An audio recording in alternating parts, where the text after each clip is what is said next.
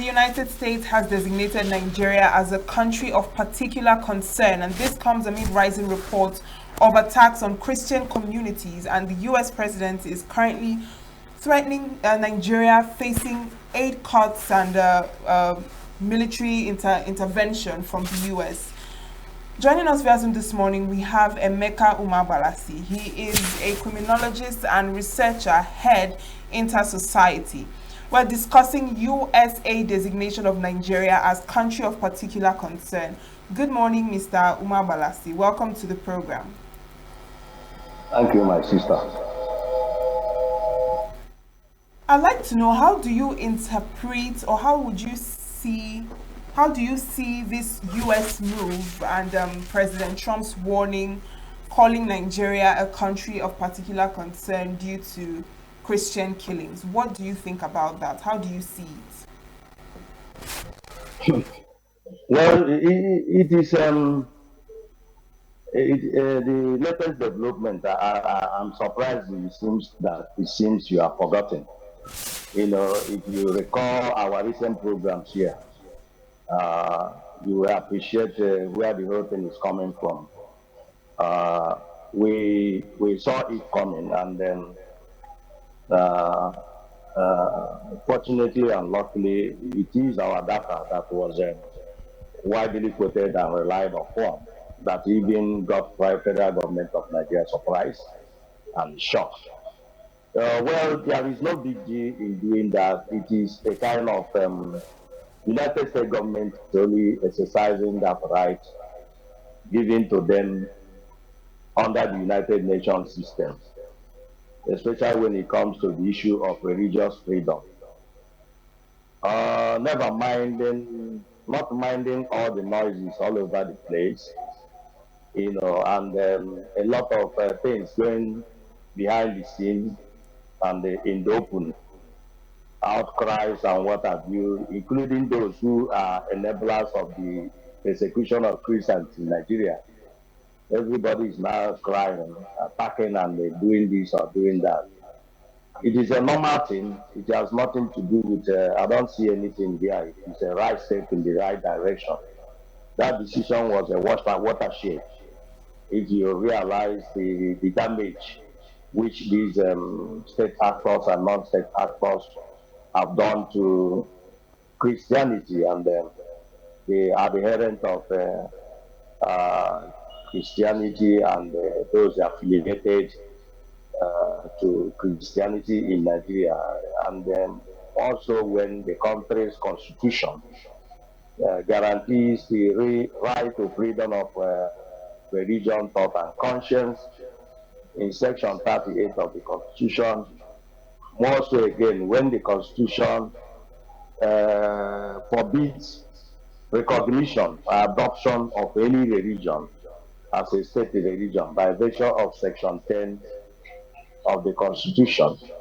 And outside these constitutional provisions, which every public office holder, including the president, is sworn to uphold and enforce and implement. So we look at it from every angle. You find out that there is nowhere some powerful countries under United Nations system can put their hands and allow what is going on in Nigeria to go. Because by doing this, the United States is also ritualistically preventing the possibility of what we call complex humanitarian catastrophe or emergencies, including the explosion. What if Nigeria explodes into ethno-religious genocide with a population of 238 million? What do you think will be the humanitarian consequences? Africa, for Europe, for Asia, for everybody. 238 million people exploding into religious violence. What do you think will be the humanitarian consequences? So I think it should be the moves by the United States government should be seen as a move in the right direction. And within the context of what is it called? Preventive diplomacy. It is better to prevent something than to allow it to explode and you start managing it. So that is the way see the position, the bold step taken by the government of the United States. Moreover, the United States government is not attacking Nigeria. The United States government is not saying we are attacking Nigeria militarily. It even gave the present government in Nigeria an opportunity to redress the situation.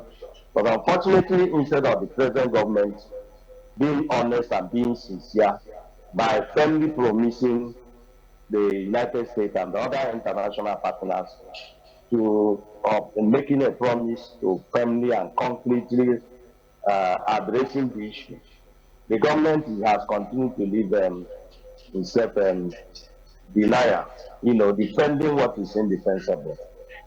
That is how I see it. So the US government is saying, if you do not act, then we will act by identifying those jihadist camps. Look at a situation where over 1,000 Christians are seen being held hostage inside the Regana camp, a jihadist forest camp, located in Kachia local government area.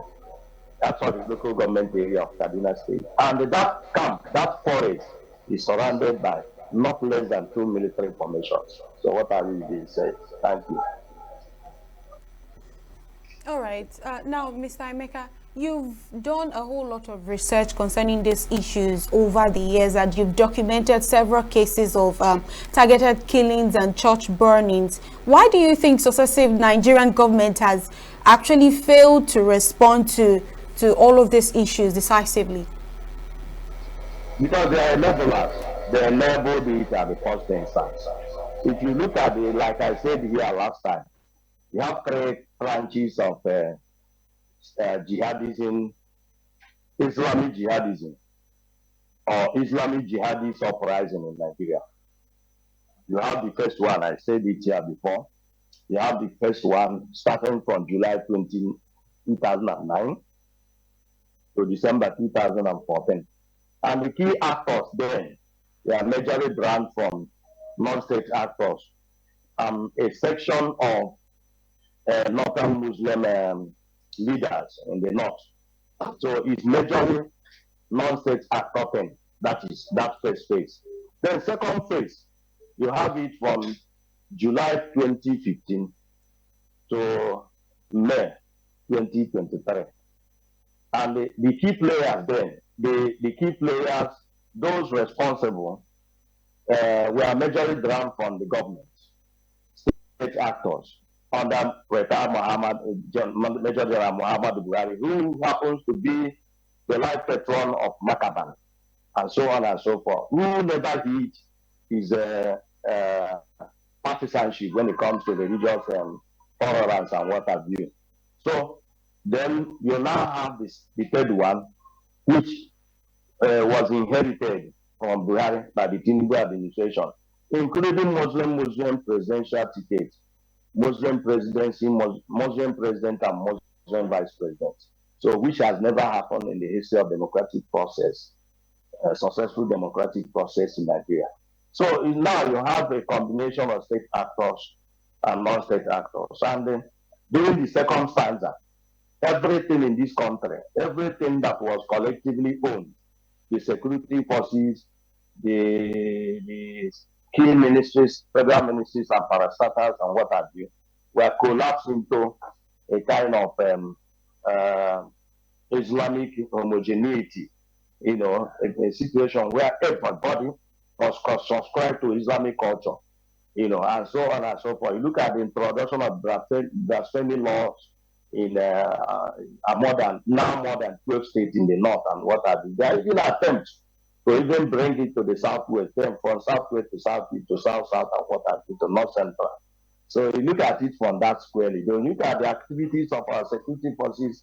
As of January 2015, we used to have a neutral, what can be said to be neutral and professional Nigerian armed forces.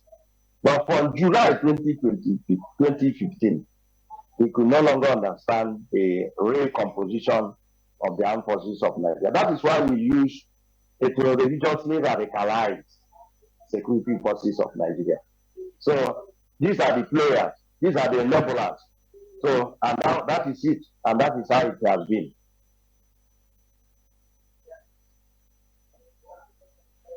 US, these allegations of Christian killings. And there is a risk that this label will be perceived as foreign interference, because we've seen that even the Minister of Foreign Affairs has warned foreign diplomats against interference in Nigerian internal affairs, and also talking about Nigeria's sovereignty. So what do you think about, this entire situation? And if the US interferes, do you think it's going to be a situation of interference and intrusion of our sovereignty as a country? No, don't worry about sovereignty. Sovereignty doesn't mean, it's like people who are saying desertification, climate change.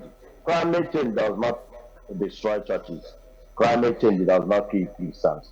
Climate change does not kill moderate Muslims. So all these things are just abracadabra. The issue of foreign sovereignty under the United Nations concept of sovereignty, that is what is now called citizens sovereignty, and a collective responsibility within the United Nations system. Because the essence of founding United Nations is to ensure international peace and security.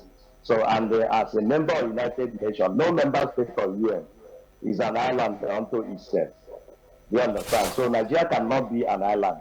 And again, there are also a lot of valuable laws, international laws. If, for instance, Nigerian government, both present and successive one, especially from Buhari to Tinubu, present Tinubu administration, if the Nigerian government was sincere, it's very simple. Invite the International Criminal Court prosecutor to come and investigate the matter. Simple. And this is under the international law's principle of complementarity and zero impunity.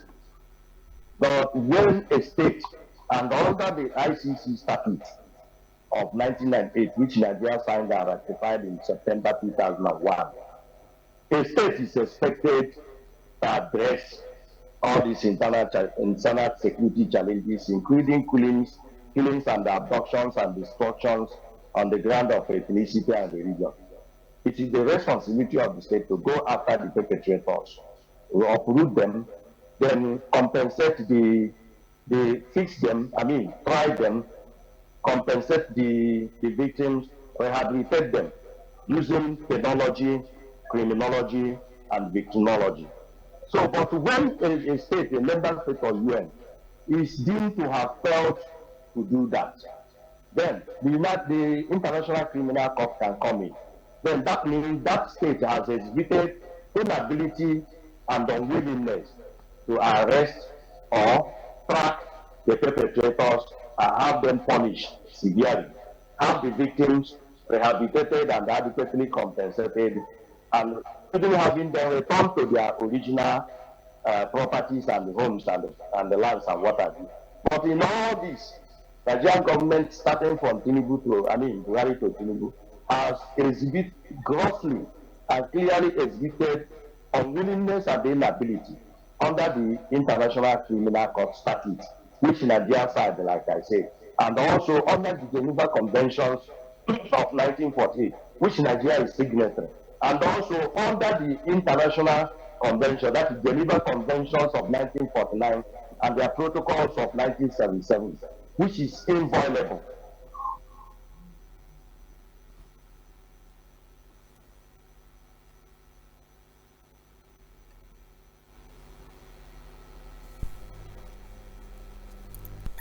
All right, it seems that we have some connection issues with Emeka Umabalasi, but while we wait for him, Lillian, let's talk about this whole issue of Nigeria as a country of particular concern. You know, when we started the show this morning, we spoke a bit about it. And this, just before he left, we're talking about the rejection of these allegations. The Nigerian government is rejecting this allegation and is warning the United States against foreign interference and not, tolerating any form of interference in things that are happening in the country. That we are a sovereign nation. Yes, so and also respecting our sovereignty and whatever is. I mean, they said they are welcome to the U.S. helping to fight the Islamist insurgents as long as territorial respect is maintained? You see this particular action, Nigeria should go back and sit down and, arrange its house. Whenever we do our newspaper headlines, Chris Maduka would always say, Nigeria is not at home. This is the real thing playing out. We are not at home. For an international body to fish this particular issue out, and not Nigerians or the presidency trying to do something about it, so that the entire world will see that, oh, this is what we're doing to curb the insecurity. This is what we're doing. And this is not just about Christians. This is a general issue that we are facing. And the fact that Donald Trump said that he will cut off all aids and assistance. And even bring in the military as well.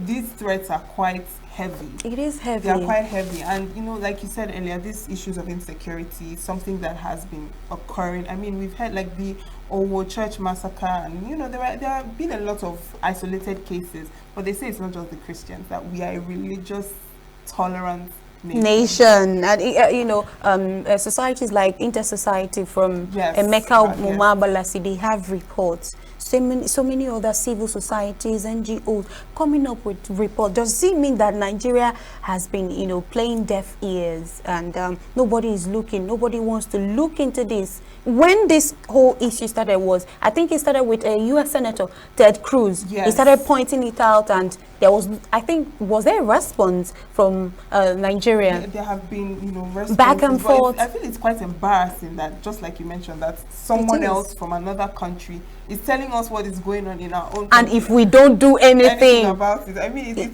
it's a threat. And now, on the newspapers this morning, we saw that 12 Nigerian governors and other officials may face U.S. sanctions due to this blacklist as a country of particular concern. I think this is something a legal practitioner can actually answer. Now, but our guest is back on the line, Mr. Umar Balasi. Can you hear us? Yes, I can hear you people clearly. All right. If you are done with that particular question, I proceed to ask you more questions. Now, according to Donald Trump, he ordered U.S. Pentagon to prepare for action in Nigeria, and that he would immediately stop all aid and assistance to Nigeria if the situation continues. Now, what do you think is the implication of this? Where does this leave Nigeria, and what does this mean for us as a country? That word "if" is very, very important. You must have to underline it. The word "if" is very, very important in any analytical situation. Somebody is telling you, there is a difference between somebody telling you, I will do this, and I will do this if. So you see this room for Nigeria, for Nigerian government to address the issues. They know exactly what to do. What is required is political will. Some people in government, some people who serve in government once say, some leaders, top leaders, that the continuation of any insecurity is as a result of lack of political will. That any day the government of the day takes off political will, then that problem will be over. So it's not just like you people were saying. It's not, like I said, it's not a threat. It's not interference in country sovereignty. If you fail to stop an action, an impending implosion in a country, then everybody will become a victim. Look at the Rwandan genocide of 1994, just a country of 7 million. Look at the humanitarian consequences. Look at the Syrian civil war that started in 2011. Syria is not up to 15 million people, a country of 15 million people. Look at the humanitarian consequences. Look at Libya that collapsed in 2011, and so on and so forth. You are not talking about a country with 280 million. So this is not the issue of, I know that some people are afraid of state censorship. But the truth of the matter is that all of us are Christians. And I've always emphasized that believing in the faith of Jesus Christ without extending that belief towards the defense of that faith is an incomplete Christianity and a defenseless Christianity. So we should be concerned about the safety. Allow me to practice my own Christianity, Christian denomination, and practice yours in peace and non-violently. That is what we are saying. So it's not the issue of threatening stability, threat, and what have you. Who the hell? What is threat? Do you understand? Do you like a situation where the country is exploded and the millions will die? 2.8 million people according to UN estimates. So that is the situation. So the implication is that there is no far-reaching implication. Let the government of the day, the government of the day was leveraged, was given more time. Fix these things. Why would you be allowed to open your doors, open your borders and allow all these jihadists to be infiltrating into the country? I mean, maintain high influx of all the jihadists. An expert from Kano, who is a Christian, and another person that is a Muslim, told us in the course of our research that every 24 hours, at least 5 jihadists are penetrating and coming into Nigeria for Sahih. So what are we saying? I can tell you now that from our research record, Nigeria is a country of 36 states plus Cape City. And I can tell you that almost 35, at least 35 of the 36 states are under siege by all the jihadists.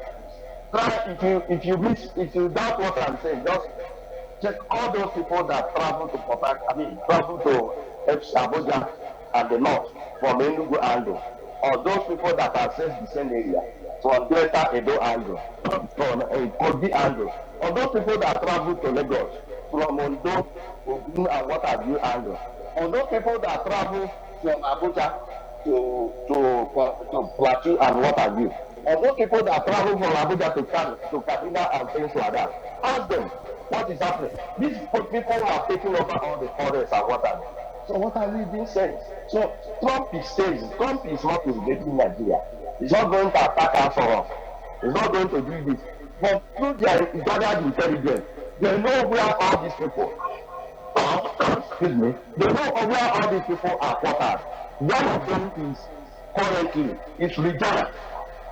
The Regina camp in South Kashia local government area, Regina forest camp in Kaduna State. Another one was recently discovered in Benue South. About 10 jihadist camps in Benue South. You know? So, and a lot of our people have been abducted, traveling to the north, traveling to Abuja, traveling to this, have become victims. That's what we are saying. Nobody is safe in this country. And if America is coming to, and they are being perpetrated on the ground of ethnicity and religion. And who are those people perpetrated? Have you ever heard of Christian jihadists in this country? Have you ever heard of Christian jihadists? These people are people who are saying Muslims are also being killed. Who are those killing those Muslims? And who are those killing those Christians? That way, if Muslims are being killed, that's a confirmation, like I said before here. It's a clear confirmation of the fact that Nigeria is under religious persecution. Religious persecution is not restricted to Christians alone. It's a religious. It is also extended to Muslims. So Nigeria is being ravaged by religious persecution, religious violence. That's the central message. Forget about the censorship. It is about time we came out to speak the truth. Even the censorship. Farmers said that's practice and what have you, all these things are very, very misleading and deceitful. And it cannot help us. So let the Nigerian government wake up today and face the challenge. They have the security forces that are spent here Nigeria spends billions, tens of billions every year to maintain. We have a rundown to budgetary allocation to security forces in this country for a period of 10 years. That is more than 9 trillion naira. For military alone, 7 point something trillion. For police. So what do we get from where do we go from here? What do we get back from all these expenditure and what have you? And the most alarming thing is that substantial part of these expenditures are drawn from borrowings, local and international borrowings. So that's the thing. All right. A very big thank you to you, Emeka Umawalasi. Thank you so much for joining us this morning and for that insight. Thank you. Thank you. Well, and that was human rights advocate Emeka Umawalasi sharing his deep insight on the U.S. designation of Nigeria as a country of particular concern. And, you know, the debate continues between the national image, the security realities, and the truth about religious freedom. Now, we'll take a short break. When we return, Signature Morning continues. We are local. International communities observing every Just finished taking Where the main market is in chaos. People are We are national. worst unemployment.